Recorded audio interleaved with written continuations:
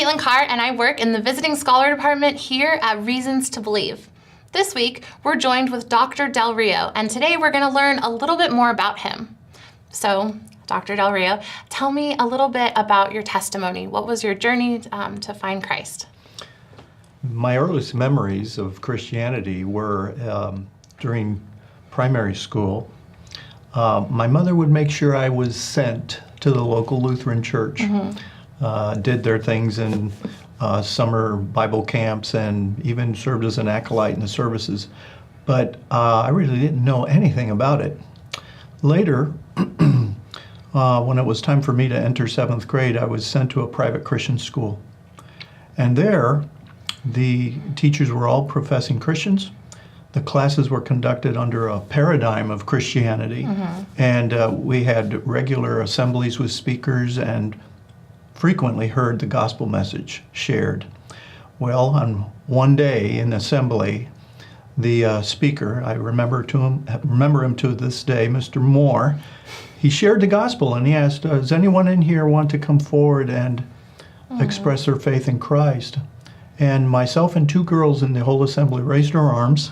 He invited us to come down afterwards, pray with them. That was the moment that I entered into the family of God. And then I had the great benefit of continuing for years at that school. And so I had a lot of studies in the Bible and other things that helped ground my faith.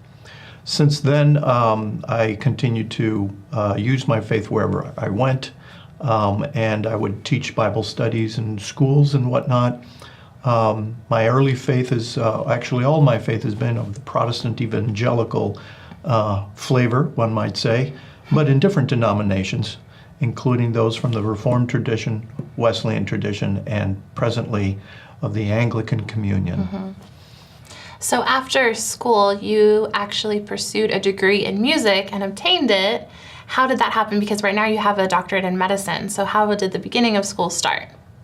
At the same time in 7th grade, I was exposed to a recording of the Crucifixus and Resurrexit portions of Johann Sebastian Bach's Mass in B minor.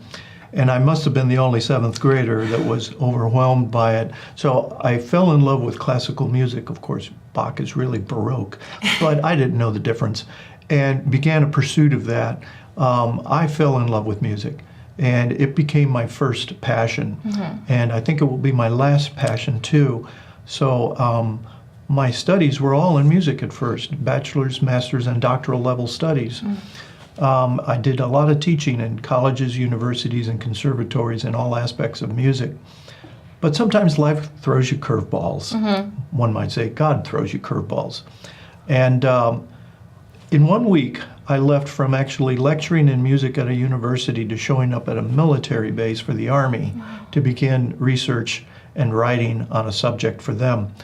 That would ultimately, though it was intended to be a part-time job that was to last maybe 6 months, it worked out very well for me and for the Army. And I authored for the Army their GPS integration guide for the Black Hawk and Chinook helicopters. And at another time, I worked in helping to design and manufacture some equipment for ground crew of the United States Air Force.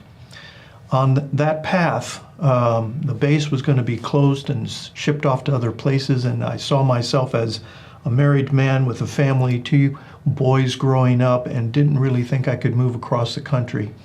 I began to consider other things. Some very important people shared some thoughts of my life, and I spent about a month in fasting and prayer and came up with the crazy notion, medical school. Now I'm about 38 years old. I don't have the background for it, so I had to get geared up. I went back to the local music department at the university, and my department head said, Eddie, if you just teach 1 class for us, we can give you a faculty tuition waiver. So began a stressful time in my life where I was still doing work for the Army in the mornings, being a full-time biology major in the rest of the morning, and then teaching in afternoons music.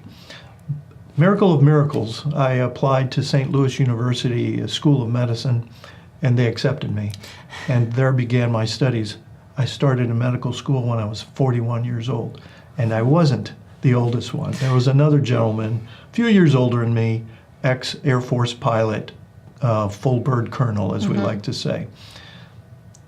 And that's how I came to be where I am now. That's so fantastic. I love that it's truly God puts things in your life that seem like a curveball at the time, but then it's the path you're meant to be on.